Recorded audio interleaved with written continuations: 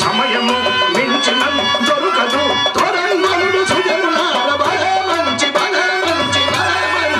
సౌకర్యము.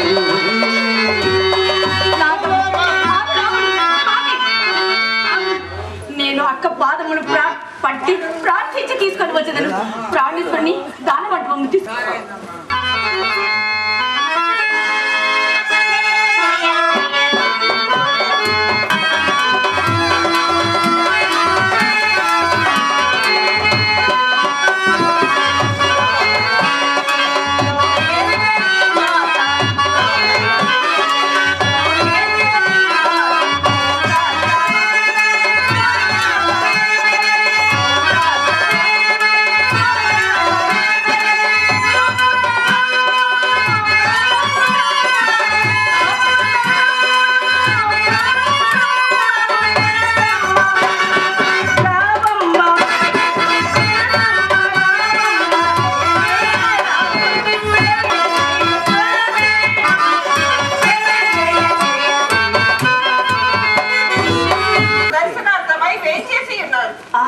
సత్యమేమి నా మందిరం వస్తుందేమి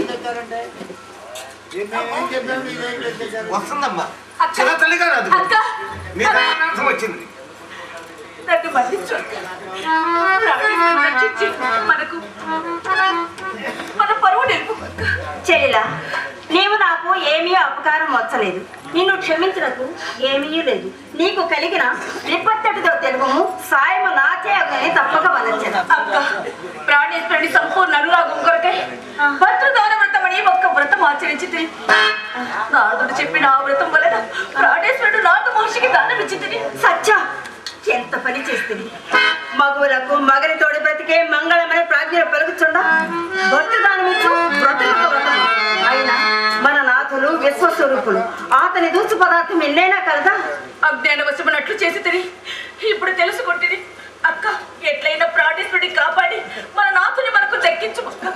నిన్ను తీసుకురమ్మని ప్రాణేశ్వరుడు ఆజ్ఞాపించినాడు. అట్లున్నా సరే, పోదాం పద. అక్క, నాథుని దేనితో కూర్చోదు? భక్తి ఉండవలను కానీ దేని చేయను ఈ కార్యం సాధింపవచ్చు. ఇదిగో ఈ తులసి దళం తీసుకొని పోదాము. నేటి నుండి నేను ఈ తులసి వ్రతం ఆచరించదును.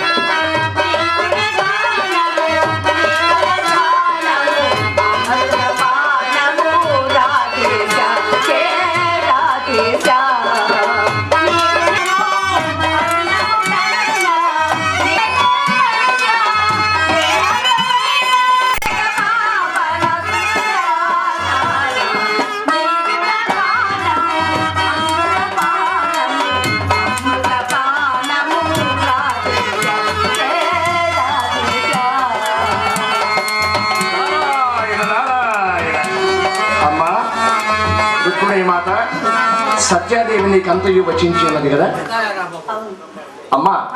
ఒక్క విషయము చెప్పమని చేతనమ్మా. ఏమీ లేదమ్మా. ఇప్పుడు నీ నాదును ఎవరైతే తూచుకుందరో వారికే అతడు వశనయుడు. అనగా సత్యభామ విధేయుడు రుక్మిణి విధేయుడును నీకు అంగీకారమే కదా. పరీక్షిస్తున్నా ఇంకా నన్ను పరీక్ష